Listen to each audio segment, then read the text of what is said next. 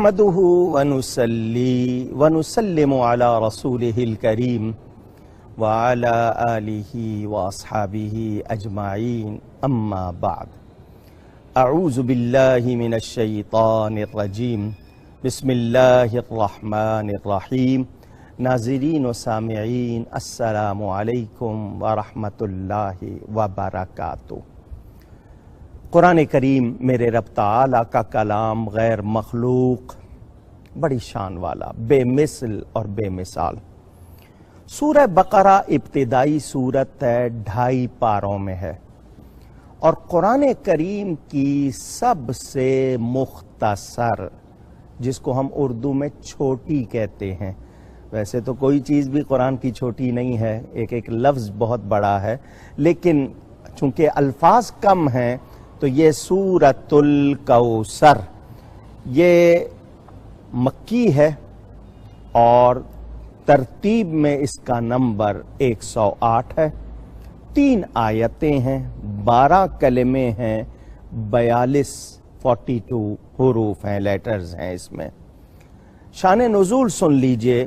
نبی پاک صلی اللہ علیہ وآلہ وسلم کی 7 اولادیں تھیں، 4 بیٹیاں اور 3 بیٹے۔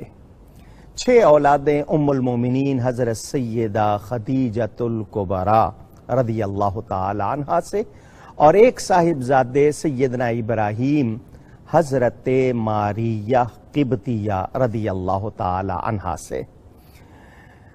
حضرت قاسم، حضرت عبداللہ جن کا لقب طیب و طاہر، اور تیسرے بیٹے حضرت ابراہیم رضی اللہ عنہ۔ حضرت قاسم کا مکہ میں یا حضرت عبداللہ کا مدینہ منورہ میں جب وصال ہوا، یہ تینوں صاحبزادے بہت کم سنی میں، چند ماہ کی عمر میں وفات پا گئے۔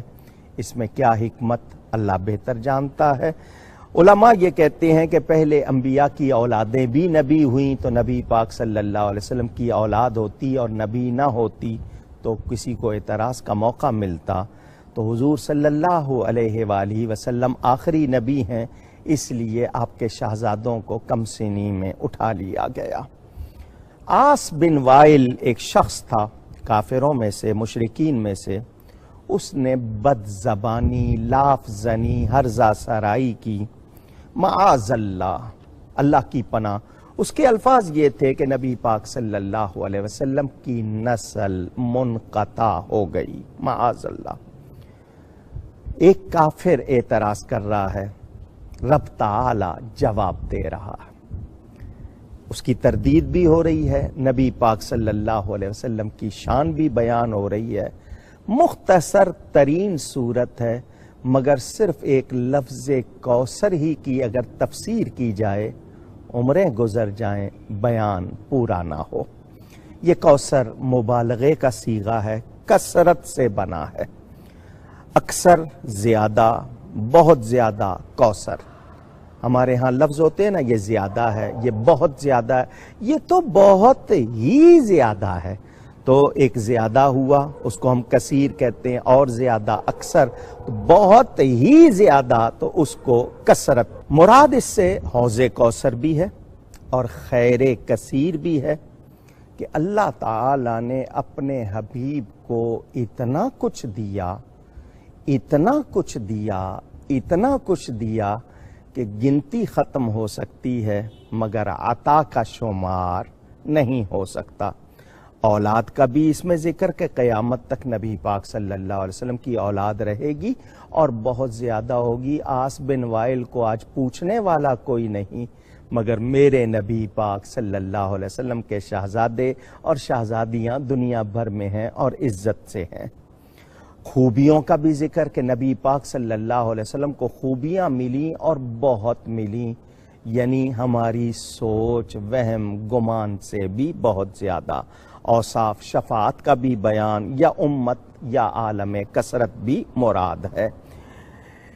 یہ اللہ تعالی نے لفظ انا سے اس کو شروع کیا۔ عرب ملکیت کے منکر جیسے اب بھی کچھ لوگ کہہ دیتے ہیں کہ نبی کی ملکیت میں کچھ نہیں، نبی کو کچھ کسی چیز کا مالک نہیں، تو اللہ تعالی نے اس حوالے سے فرمایا، یعنی تردید کر دی کہ کوئی شک نہیں، آتینا کا یہ ماضی ہے، ماضی گزرے زمانے کو کہتے ہیں کہ اللہ نے آپ کو بہت کچھ عطا کیا، خیر کثیر دیا۔ چنانچہ قصیدہ بردہ شریف میں ہے فَإِنَّ فَضْلَ رَسُولِ اللَّهِ لَيْسَ لَهُ حَدٌّ، اس کی کوئی حد ہی نہیں ہے جو رب کی عطا ہے۔ یہ رب تعالیٰ کی عطا ہے، چھیننے کا، ختم ہونے کا سوال ہی پیدا نہیں ہوتا۔ رب تعالیٰ نے اپنے حبیب پاک صلی اللہ علیہ وآلہ وسلم کو مالک و مختار بنا دیا۔ اب جسے رب کی عطا لینی ہے بارگاہ مصطفیٰ سے ملے گی۔ اللہ تعالیٰ نے نبی پاک کی عطا کا ذکر کیا، یہاں بہت تفصیل ہو سکتی ہے مگر میں نے کہا وقت بہت کم ہے، یعنی اس لفظ کوثر پر ہزاروں صفحات مفسرین نے لکھے ہیں کیونکہ اس میں خیر کثیر ہے۔ پھر کیا فرمایا، فَصَلِّ لِرَبِّكَ وَانْحَرْ، شکرانے میں نماز زیادہ، یعنی ہم سب کے لیے بھی تعلیم ہو گئی کہ نعمت ملے تو شکر کرنا چاہیے، اکڑنا نہیں چاہیے، غرور نہیں کرنا چاہیے، بلکہ ہمیں سجدہ زیادہ کرنا چاہیے اللہ تعالیٰ کو، یہ شکرانہ ہے۔ اور قربانی یہ سب کے لیے حکم ہے، جان دینے کے عوض میں، یعنی اصل چیز تو ذبح ولد تھا مگر اللہ تعالیٰ نے جانور کو فدیہ بنا دیا، تو خوش دلی سے اللہ کی راہ میں قربانی کی جائے۔ تو جو جانور ہم اللہ کی راہ میں قربان کریں، جن حلال جانوروں کی قربانی ہے، اس میں تنگ دل نہ ہو بلکہ خوش دلی سے قربانی کریں، یہ سب کے لیے حکم ہے۔ اب تر کا لفظ نسل کٹا کے لیے، یا جس کی نسل کٹ جائے یا منقطع ہو جائے، جس کا ذکر خیر جاری نہ ہو، جسے یاد کرنے والا، جس کی یاد دلانے والا کوئی نہ ہو، تو کیا فرمایا کہ میرے پیارے نبی پاک صلی اللہ علیہ وآلہ وسلم سے دشمنی رکھنے والا، ان کی گستاخی یا بے ادبی کرنے والا، اپنی سوچ کے مطابق کسی طرح ان کی بدگوئی کرنے والا، کیونکہ نبی میں تو کوئی عیب نہیں، اللہ نے بے عیب بنایا، تو وہ اپنے طرف سے کرتا ہے، تو جو ایسا کرے یا کرتا ہے وہی ابتر ہے، یعنی اس کا نام نشان مٹ جائے گا، اس کی نسل منقطع ہو جائے گی، نہ کوئی ذکر کرنے والا ہوگا، نہ کوئی پوچھنے والا۔ اب دیکھیے میرے پیارے نبی پاک صلی اللہ علیہ وآلہ وسلم کی شان، وَرَفَعْنَا لَكَ ذِكْرَكَ، ان کا ذکر تو اللہ تعالیٰ نے بلند کیا ہے، اذان میں، کلمے میں، نماز میں، دنیا بھر میں سمتوں میں جائیں، ذکر مصطفیٰ صلی اللہ علیہ وآلہ وسلم مخلوق بھی کر رہی ہے، اور ان سب کا بنانے والا رب تعالی خالق بھی کر رہا ہے، اور دشمنوں کے حصے میں صرف ذلت، رسوائی، برائی، بدنامی ہی ہے، دنیا میں بھی اور آخرت کا عذاب تو بہت سخت۔ میں یہاں ایک بات کروں، میرے نبی پاک صلی اللہ علیہ وآلہ وسلم کا جو ذکر کرتا ہے وہ تو خود ذکر والا ہو جاتا ہے، اس کی بھی تعریف ہونے لگتی ہے، تو جو نبی سے دشمنی رکھے اس جیسا بدبخت، ابتر اور برا کوئی نہیں۔